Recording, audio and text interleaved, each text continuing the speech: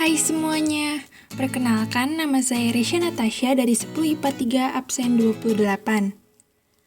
Di video ini saya akan membahas mengenai penyebaran agama Islam beserta salah satu kerajaan Islam di Indonesia, yaitu Kerajaan Samudra Pasai.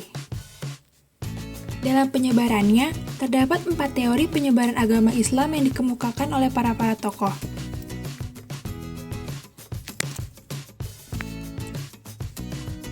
Teori yang pertama adalah teori Gujarat.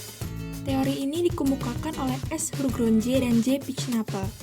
Teori ini mengatakan bahwa agama dan kebudayaan Islam dibawa oleh para pedagang dari daerah Gujarat, India yang berlayar melewati Malaka dan menjelaskan bahwa kedatangan Islam ke Nusantara sekitar abad ke-13. Teori kedua adalah teori Persia yang dikemukakan oleh Umar Amir Hussein dan Hussein Jajadiningrat, yang berpendapat bahwa Islam masuk ke Nusantara melalui para pedagang dari Persia, bukan dari Gujarat.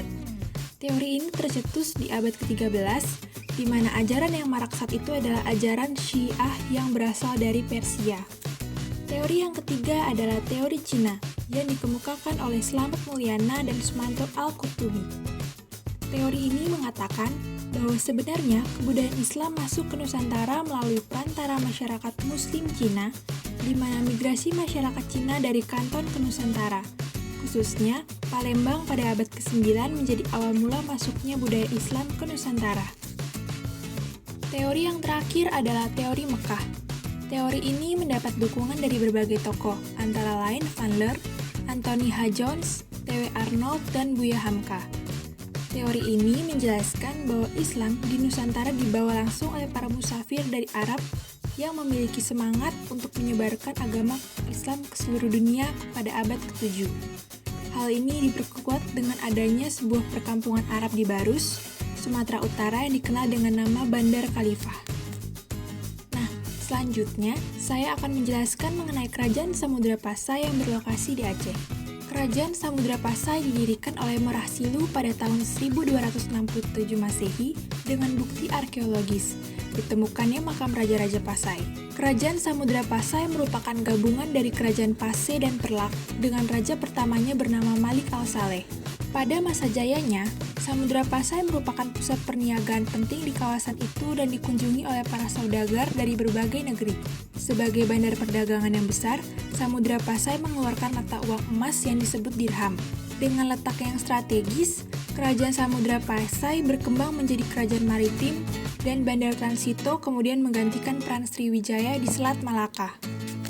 Hingga akhirnya, Kerajaan Samudra Pasai memiliki pengaruh atas pelabuhan-pelabuhan penting di Pidi, Perlak, dan daerah lainnya yang berkembang pesat pada masa pemerintahan Sultan Malik Al-Tahir II. Pada tahun 1521, di bawah pimpinan Sultan Zain Al-Bidil Portugis menyerang Samudra Pasai karena iri dengan kemajuan dagang mereka yang begitu pesat. Dikarenakan angkatan perang Portugis lebih kuat, akhirnya mereka dapat menaklukkan Kerajaan Samudra Pasai. Hingga saat ini, terdapat beberapa peninggalan Kerajaan Samudra Pasai, antaranya Cakradonya yang merupakan sebuah lonceng yang berbentuk stupa, di mana lonceng ini diberikan oleh Kerajaan Cina melalui Laksamana Cheng Ho yang merupakan pelayar tangguh sebagai ikatan persahabatan antara Kerajaan Cina dengan Kerajaan Aceh.